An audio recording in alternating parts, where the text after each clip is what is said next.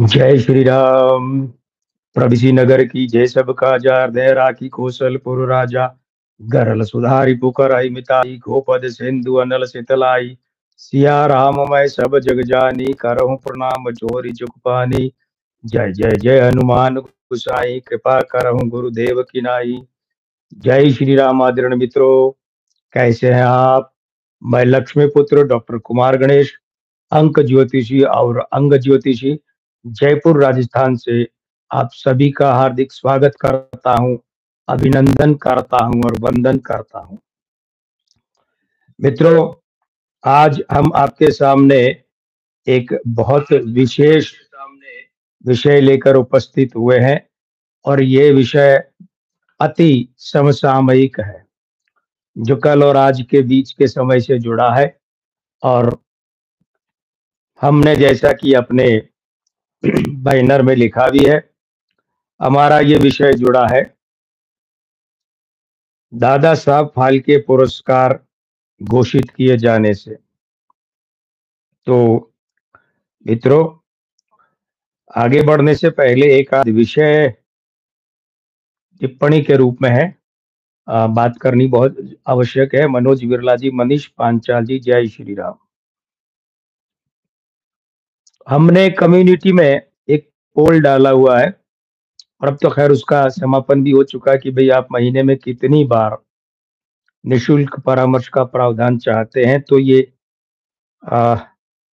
S साल 555 पता नहीं क्या आईडी है, इनका कहना भारत एक गरीब देश है, ज्यादा से ज्यादा लोगों को मार्गदर्शन कीजिए प्लीज गुरुजी।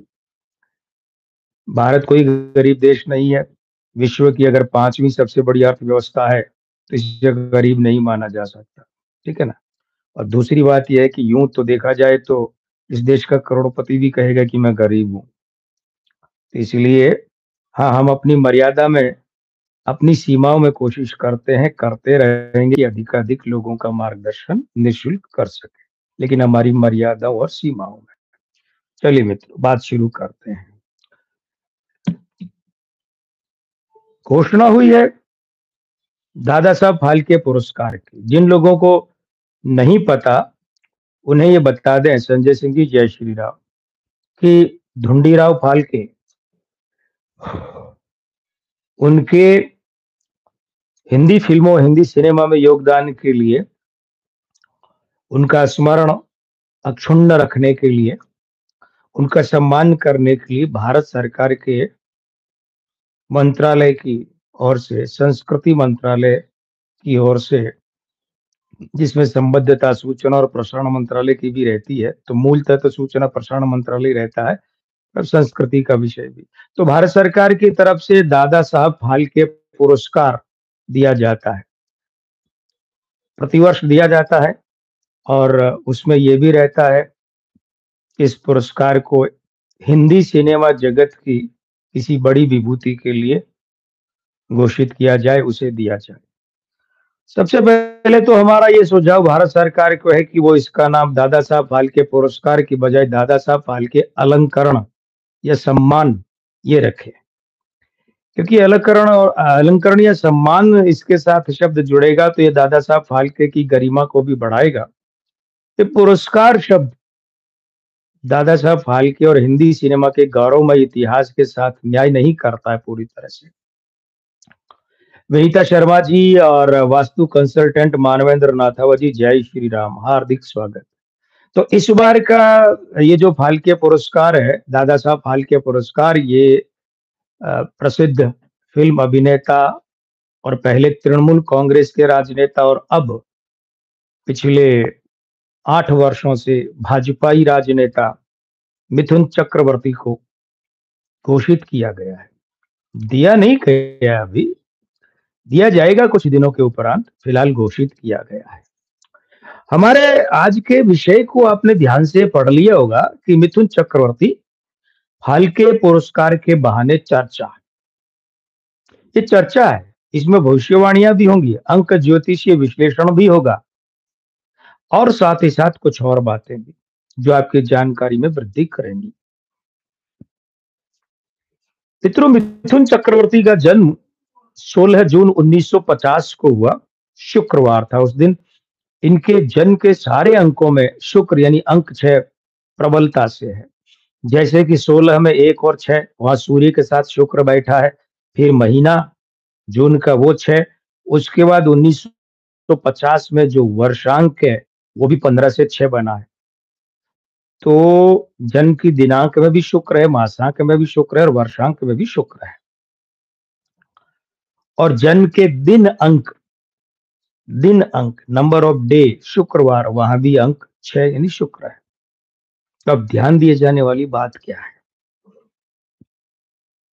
ध्यान दिए जाने वाली बात यह कि इन्हें अभी जब ये घोषित हुआ है दादा साहब फाल्के पुरस्कार, तो उम्र का 75वां वर्ष चल रहा है। 75वें वर्ष का मतलब अंक 3 हो गया है। आयु अंक। आयु अंक का मतलब क्या होता है? उम्र का कौन सा अंक चल रहा है? तो 75वां साल चल रहा है यानी 3 का अंक चल रहा है।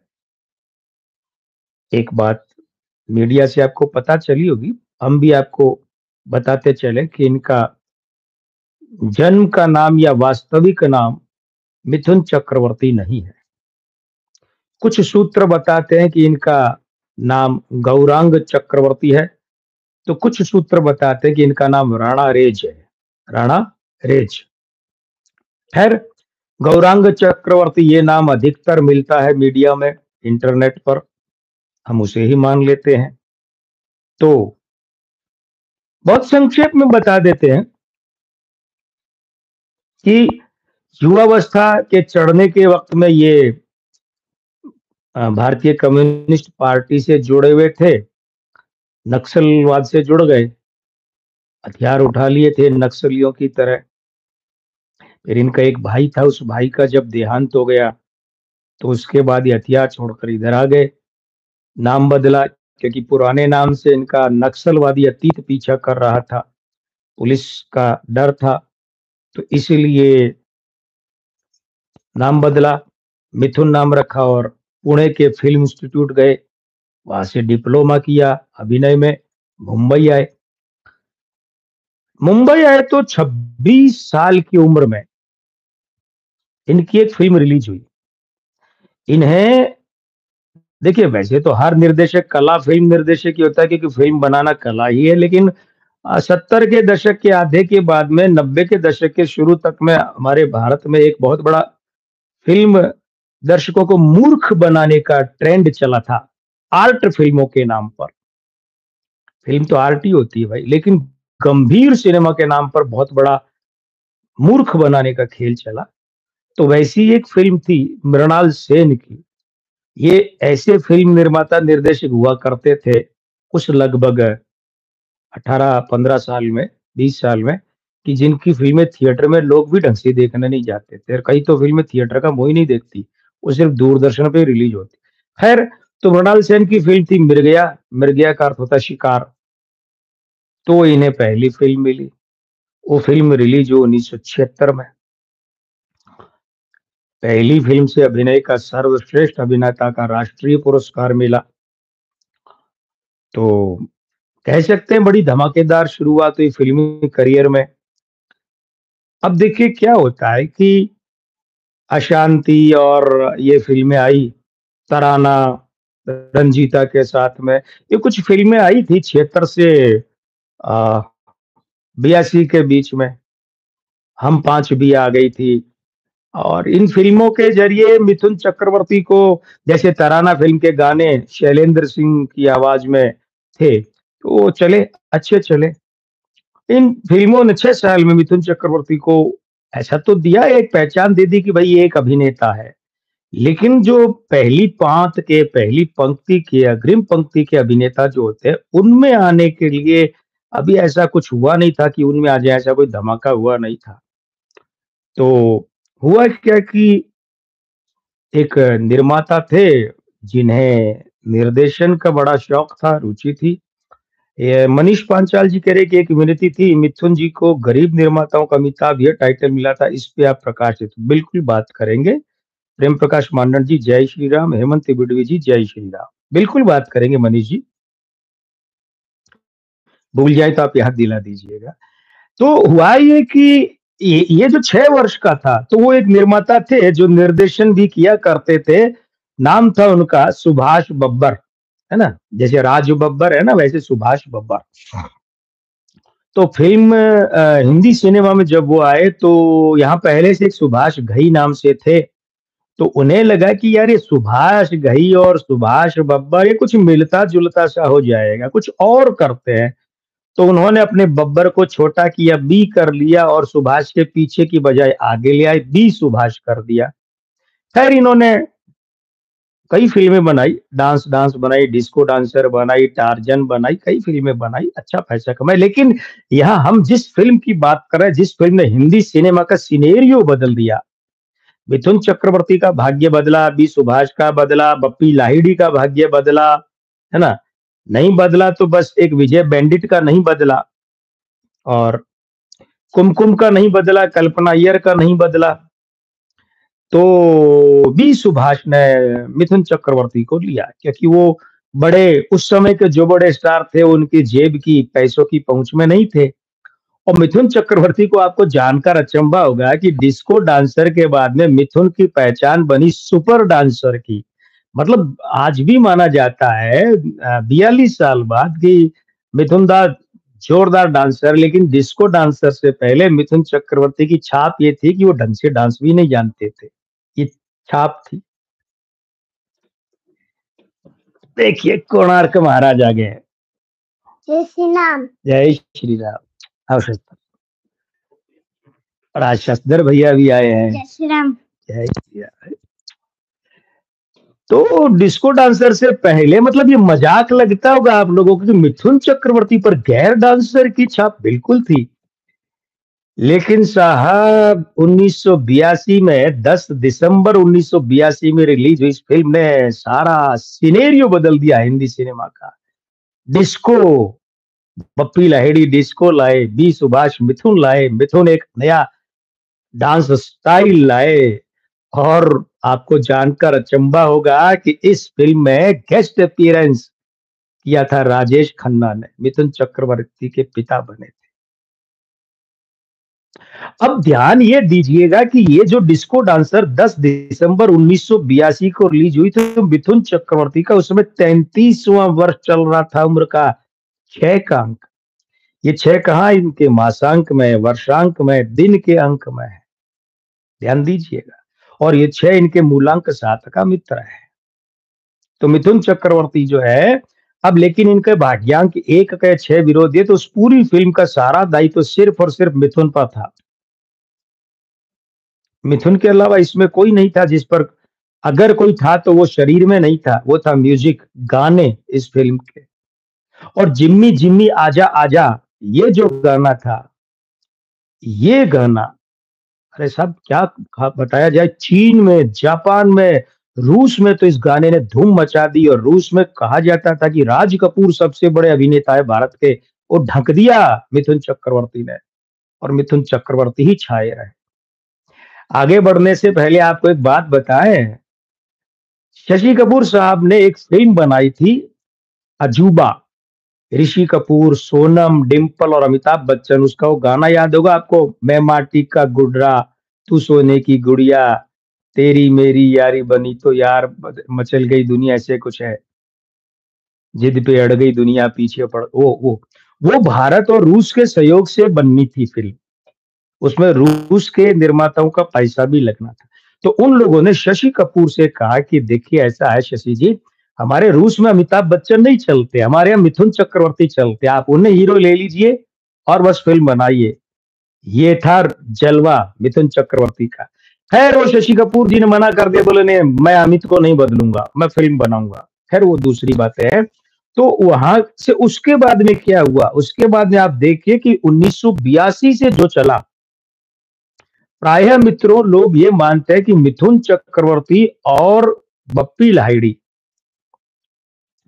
ये दो लोग जो है, तो मिथुन चक्रवर्ती की सबसे बड़ी फिल्म डिस्को डांसर और बप्पी लाहिड़ी का म्यूजिक सबसे बड़ा, ऐसा नहीं 1985 में आई थी प्यार झुकता नहीं, जो केसी बोकाडिया ने पहले ऋषि कपूर को ऑफर की थी। ऋषि कपूर ने मना किया क्योंकि वो पद्मिनी कोल्हापुरे के साथ काम नहीं करना चाहते थे और पद्मिनी कोल्हापुरे उस समय बड़ी स्टार थी, मिथुन उतने बड़े नहीं थे। प्यार झुकता नहीं का जो संगीत सुपरहिट हुआ वो आज तक मिथुन चक्रवर्ती के करियर का सबसे बड़ा संगीत है, मिठास के हिसाब से, पारंपरिक हिंदी सिनेमा के हिसाब से।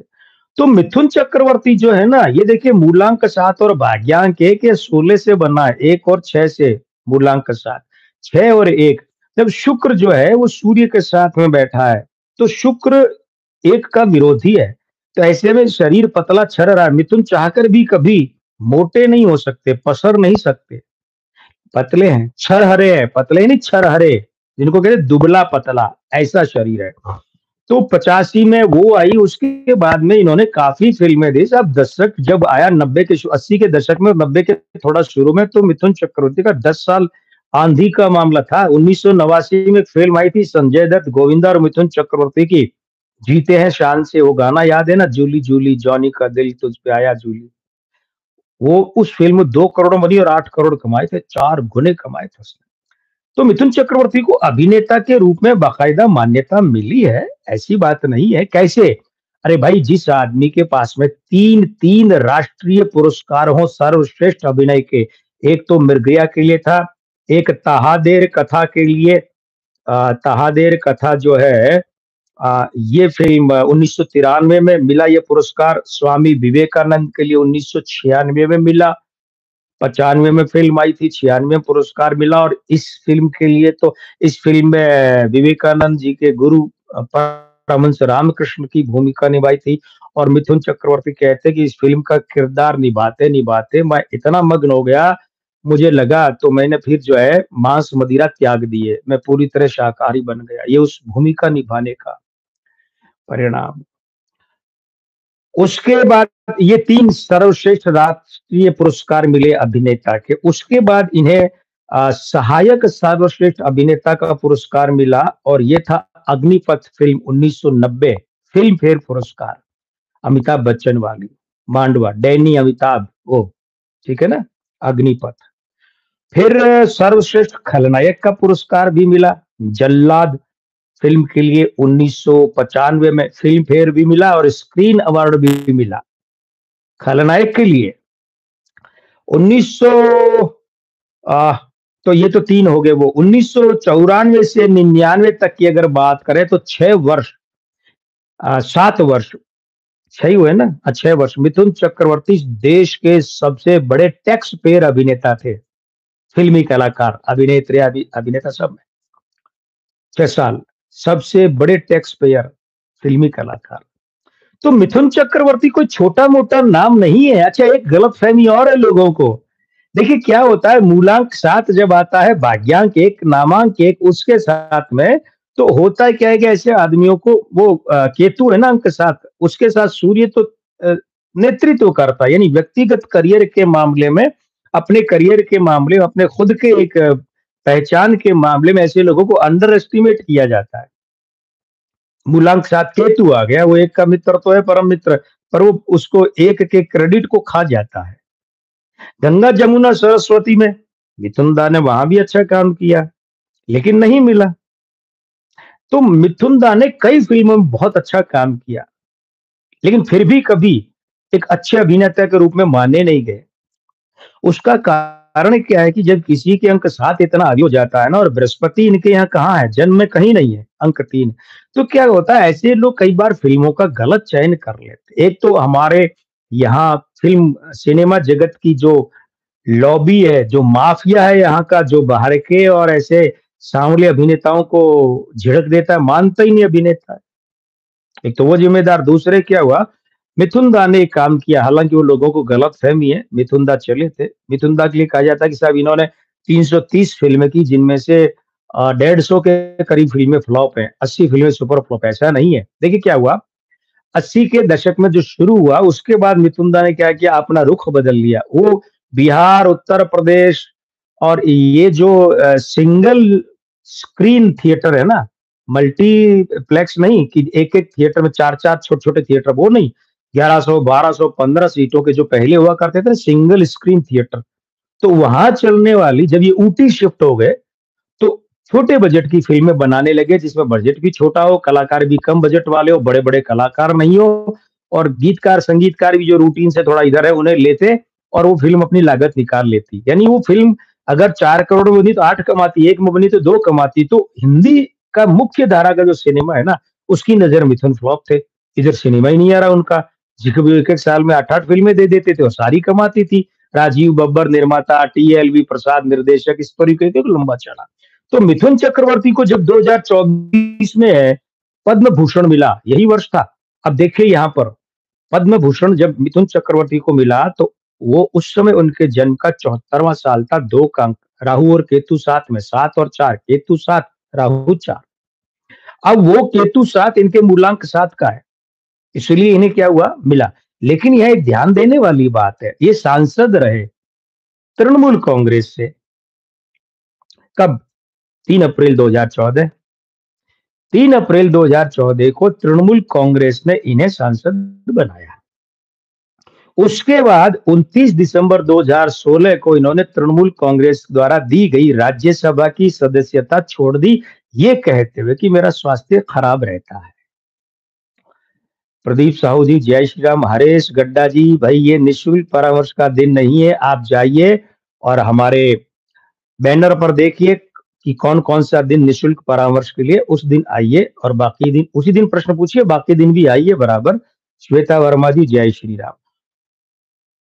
तो मिथुन दा ने कारण ये बताया मेरा स्वास्थ्य खराब रहता है, लेकिन ध्यान दीजिएगा 29 दिसंबर 2016 को जो मिथुन चक्रवर्ती कहते हैं मेरा स्वास्थ्य खराब है, मुझसे राजनीति नहीं होगी, वही बाद में 2021 के वक्त में तृणमूल कांग्रेस के खिलाफ सक्रिय प्रचार करते हैं पश्चिम बंगाल में, लोकसभा के समय करते हैं, बीच में भी करते हैं।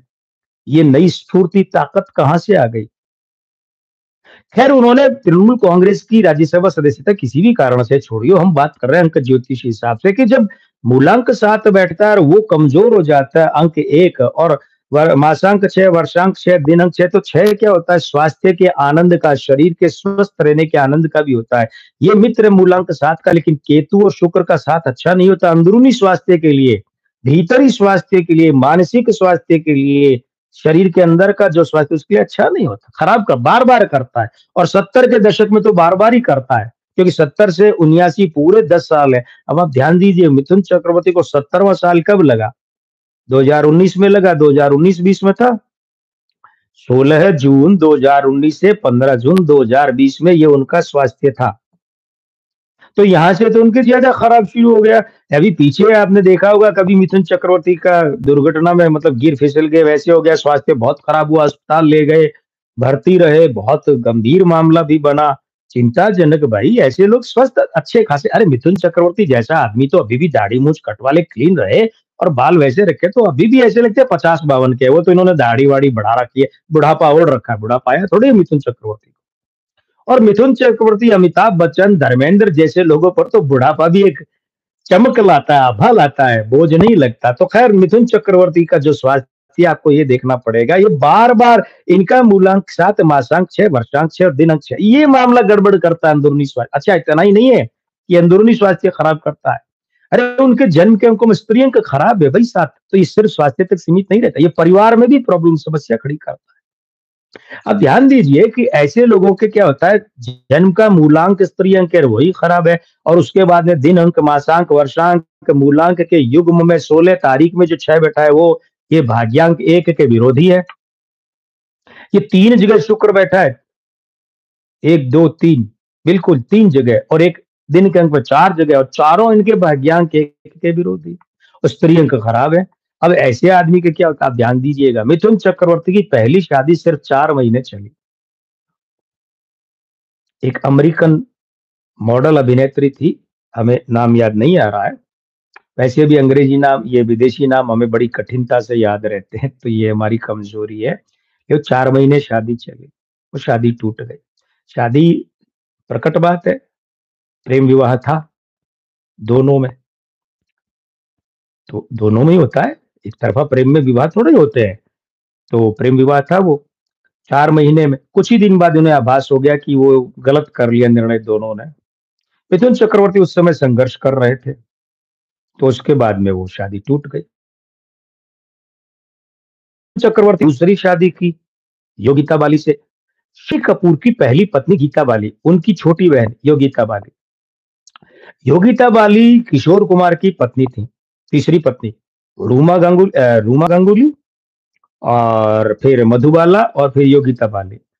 तो यहाँ बहुत बड़ी बात बताने जा रहे हैं आपको हम यहाँ। योगिता बाली से जब मिथुन चक्रवर्ती ने शादी की, तो किशोर कुमार इससे बहुत नाराज हुए। किशोर कुमार इतने नाराज हुए कि उन्होंने कह दिया बी सुभाष से और बप्पी लाहिड़ी से कि मैं तुम्हारी फिल्म के लिए, मिथुन वाली फिल्म के लिए गाना नहीं गाऊंगा, मैं गाऊंगा ही नहीं। वो फिल्म थी डिस्को डांसर। अरे भाई, बप्पी लाहिड़ी का किशोर कुमार से बहुत गहरा संबंध था, वो तो किशोर मामा कहते थे। और बी सुभाष तो नए नए प्रोड्यूसर, कोई ईगो की बात नहीं, लेकिन कुछ कारण से कि उनकी पत्नी, ठीक है, वो तलाक वगैरह हो गया, वो एक और बात है। वो मिथुन चक्रवर्ती विवाह के, तो मिथुन चक्रवर्ती की फिल्म के लिए उन्होंने गाना गाने से मना कर दिया। तब विजय बैंडिट को लाया गया। विजय बैंडिट भी सुभाष की ही 2-3 फिल्मों में, टार्जन में, डिस्को डिस्को और इन फिल्मों में आए थे। बाकी विजय बैंडिट फिर कहीं दिखाई नहीं दिए, वो किशोर कुमार का विकल्प नहीं बन सके। इस कारण से किशोर कुमार ने डिस्को डांसर में नहीं गाया था। तो अब ध्यान दीजिए, योगिता बाली की भी ये दूसरी शादी, उनका भी दाम्पत्य भ्रष्ट था। किशोर कुमार पर हम फिर कभी बात करेंगे। उनके यहाँ भी दाम्पत्य का जो अंक 6 वो खराब था, स्त्री अंक खराब थे, तो उनकी दूसरी शादी हुई। और इधर मिथुन चक्रवर्ती के भी स्त्री अंक खराब है, शुक्र खराब है, अंक 6 खराब है, इनकी भी दूसरी शादी। और 4, अब सोचिए, मूलांक 4, चलित अंक 1 और 4, यानी 1 बार 1 है, 2 बार 4 है, कुल 3 हो गए, ठीक है। और नामांक 6, ये इन तीनों का विरोधी है, तीनों का। और उसके बाद में मासांक 8 और वर्षांक 8, इन तीनों के साथ में 4 माइनस 4 माइनस 4, 12 माइनस। और 4 और 8 क्या बनाते हैं? प्रेत युति बनाते हैं। हमेशा आदमी के दिमाग में जैसे प्रेत घुसा हुआ, इतनी चिंताएं, उठापटक। और ये मासांक 8 वर्षांक 8 इनके भाग्यांक 2 का विरोधी है।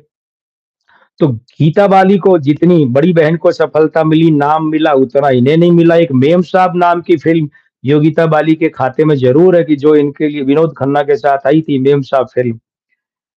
तो वो जरूर माना जा सकता है कि इनके करियर में, बाकी कोई विशेष उल्लेखनीय फिल्में हैं नहीं इनके खाते में। और पुरुष अंक हो ही गए खराब। तो इसलिए ध्यान दिए जाने वाली बात यह है कि इनके पुरुष अंक खराब होना मतलब इनके पुत्र और पति, करियर या स्वास्थ्य, या करियर और स्वास्थ्य दोनों, ये मामले संवेदनशील है। इसलिए ध्यान क्या दिया जाना है? ध्यान ये दिया जाना है कि मिथुन चक्रवर्ती, आज जल्दी कर लेंगे बात, लंबा विषय नहीं है। मिथुन चक्रवर्ती जो है, इन्हें उम्र का अभी 75वां वर्ष चल रहा है, 76वें से 78वें वर्ष तक अपने स्वास्थ्य पर बहुत ज्यादा ध्यान देना चाहिए। मिथुनदा, मिथुनदा, अगर आप सुन रहे हैं, अगर हमारे वीडियो देख रहे हैं, या हमारी ये बात आप तक पहुंच रही है, तो करबद्ध निवेदन है, हम आपके बहुत बड़े प्रशंसक हैं, बहुत बड़े वाले।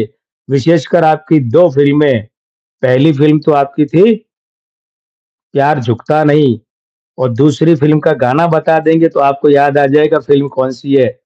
प्यार हमारा अमर रहेगा, याद करेगा जहां, है ना? जया प्रदा जी, पद्मिनी कोल्हापुरी जी के साथ में।